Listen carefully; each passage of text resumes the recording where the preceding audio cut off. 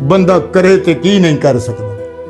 ਮੰਨਿਆ ਵਕਤ ਵੀ ਤੰਗ ਤੂੰ ਤੰਗ ਆਉਂਦਾ, ਰਾਂਝਾ ਤਖਤ ਹਜ਼ਾਰਿਓ ਤੁਰੇ ਤੇ ਸਹੀ, ਪੈਰਾਂ ਹੇਠ ਸਿਆਲ ਤੇ ਚੰਗ ਆਉਂਦਾ।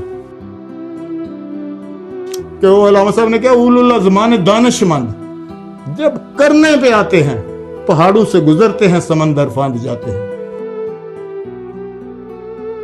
ਪਤਾ ਕੀ ਸਾਡੀ ਆਵਾਮ ਦਾ, ਸਾਡੀ ਯੰਗ ਯੂਥ ਦਾ, ਨੌਜਵਾਨਾਂ ਦਾ, ਪੜ੍ਹੇ ਲਿਖੇ ਨੌਜਵਾਨਾਂ ਦਾ ਖਾਸ ਕਰ ਇੱਕ ਮਸਲਾ ਹੈ, ਅਸੀਂ ਲੋਕ ਖੁਦਕੁਸ਼ੀ ਕਰਨ ਤੇ ਬੜੀ ਜਲਦੀ ਆਈ ਹੈ। ਓਏ ਛਦਾਈਪਨ ਹੈ, ਇਹਨਾਂ ਦੀ ਤਰਬੀਅਤ ਹੀ ਨਹੀਂ ਹੋਈ ਦੀ, ਇਹਨਾਂ ਨੂੰ ਉਹਕੜਾ ਅਹਿਸਾਸਾਤ ਹੀ ਨਹੀਂ ਮਿਲੇ। ਤੇ ਅਸੀਂ ਤਾਂ ਜਦੋਂ ਛੋਟੇ ਪੈਦਾ ਹੋਏ ਹਨ ਨਾ, ਉਦੋਂ ਜਨਾਬ ਸਾਡੀਆਂ ਚਾਚੀਆਂ ਤਾਈਆਂ ਵੀ ਸਾਨੂੰ ਦੁੱਧ ਪਿਲਾ ਹਟਦੀਆਂ, ਹੁਣ ਆਪਣੇ ਨੂੰ ਨਹੀਂ ਪਿਲਾਉਂਦੀਆਂ।